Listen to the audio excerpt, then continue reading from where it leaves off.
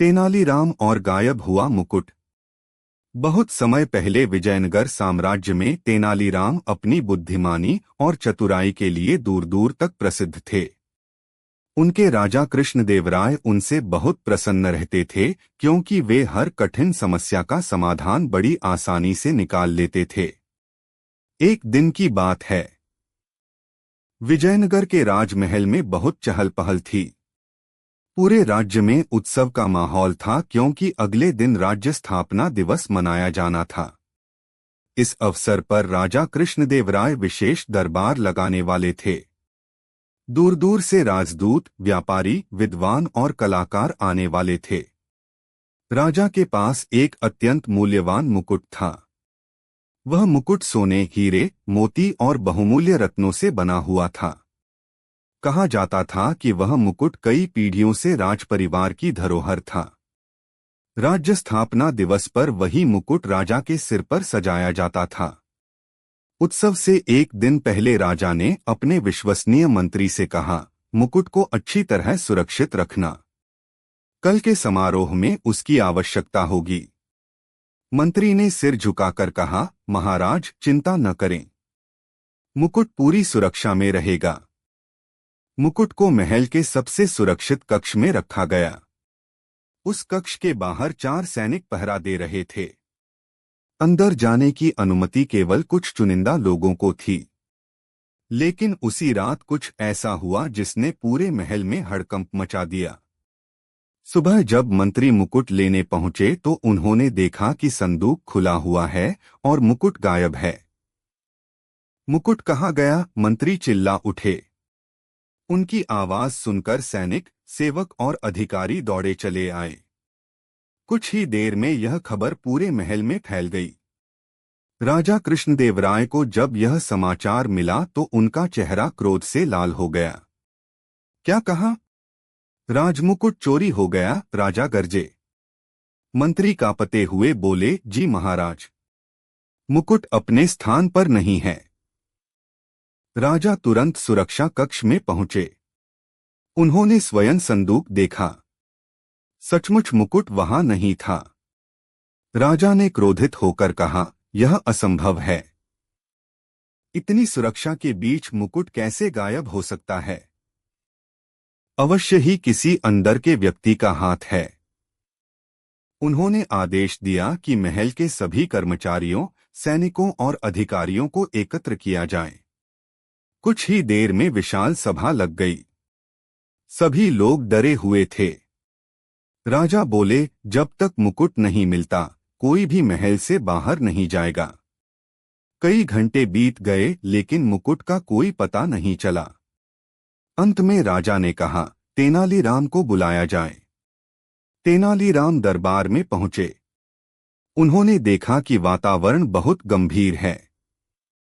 उन्होंने राजा से पूछा, महाराज, क्या समस्या है?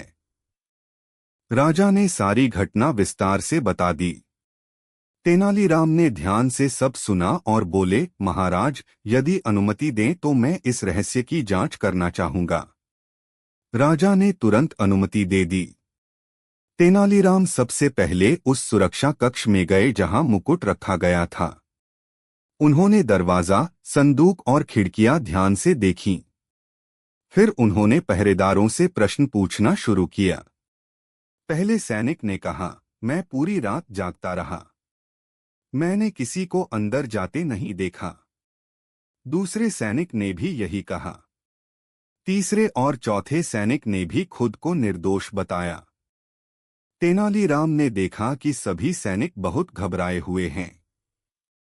इसके बाद उन्होंने उन सेवकों से पूछताछ की जिन्हें उस कक्ष के आसपास आने जाने की अनुमति थी। हर व्यक्ति एक ही बात कह रहा था, हम निर्दोष हैं। पूरा दिन जांच चलती रही लेकिन कोई सुराग नहीं मिला। रात को तेनालीराम अपने घर लौटे। वे गहरी सोच में डूबे हुए थे। उन्होंने स्वयं से कहा, यदि बाहर से कोई नहीं आया और अंदर के लोगों में से कोई सच नहीं बोल रहा तो चोर इन्हीं में से कोई है। लेकिन उसे पकड़ना आसान नहीं होगा। अगले दिन उन्होंने दरबार में आकर कहा, महाराज, मुझे सभी संदिग्ध लोगों को एक साथ बुलाने की अनुमति चाहिए। राजा ने आदेश दे दिया। कुछ ही समय में सभी सैनिक, सेवक और अधिकारी उपस्थित हो गए। तेनालीराम अपने साथ एक कपड़े में लिपटी हुई कई लकड़ियां लेकर आए। सभी लोग आश्चर्य से उन्हें देखने लगे। एक सैनिक बोला, ये लकड़ियां किस लिए हैं? तेनालीराम मुस्कुराए लेकिन कुछ नहीं बोले। उन्होंने प्रत्येक संदिग्ध व्यक्ति को एक एक लकड़ी दी। फिर बोले, यह कोई साधारण लकड़ी नहीं है, यह जादुई लकड़ी है। सभी एक दूसरे का चेहरा देखने लगे। तेनालीराम ने आगे कहा, जो व्यक्ति चोर होगा उसकी लकड़ी रात भर में 2 इंच बढ़ जाएगी। यह सुनकर सभा में कानाफूसी शुरू हो गई। कुछ लोग विश्वास करने लगे और कुछ मन ही मन हंसने लगे, लेकिन किसी ने विरोध नहीं किया। तेनालीराम ने आदेश दिया, सभी लोग अपनी लकड़ियां लेकर अपने कमरों में जाएं और कल सुबह इन्हें लेकर वापस आएं। सभी लोग चले गए। असल में लकड़ियों में कोई जादू नहीं था, लेकिन तेनालीराम को मानव स्वभाव की अच्छी समझ थी। उन्हें विश्वास था कि चोर डर जाएगा। उस रात असली चोर सो नहीं सका। वह बार बार सोच रहा था, यदि लकड़ी सचमुच बढ़ गई तो मैं पकड़ा जाऊंगा। डर के कारण उसने अपनी लकड़ी के 2 इंच काट दिए ताकि यदि वह बढ़ भी जाए तो सामान्य दिखाई दे। अगली सुबह सभी लोग दरबार में उपस्थित हुए। तेनालीराम ने एक एक करके सभी की लकड़ियां जांची। अचानक वे एक सैनिक के सामने रुक गए। उसकी लकड़ी बाकी सभी लकड़ियों से 2 इंच छोटी थी। तेनालीराम मुस्कुराए, महाराज, चोर मिल गया। सभी चौंक उठे। राजा ने पूछा, कैसे? तेनालीराम बोले, मैंने कहा था कि चोर की लकड़ी 2 इंच बढ़ जाएगी। डर के कारण इस व्यक्ति ने अपनी लकड़ी 2 इंच काट दी। इसी वजह से इसकी लकड़ी सबसे छोटी है। सैनिक का चेहरा पीला पड़ गया। वह कांपने लगा। राजा गरजकर बोले, सच सच बताओ। कुछ ही क्षणों में सैनिक घुटनों के बल बैठ गया। महाराज, मुझसे गलती हो गई। मुकुट मैंने ही चुराया है। सभा में सन्नाटा छा गया। राजा ने पूछा, मुकुट कहाँ है? सैनिक बोला, मैंने उसे महल के पुराने गोदाम में छिपा रखा है। तुरंत सैनिकों को वहां भेजा गया। कुछ देर बाद वे मुकुट लेकर लौट आए।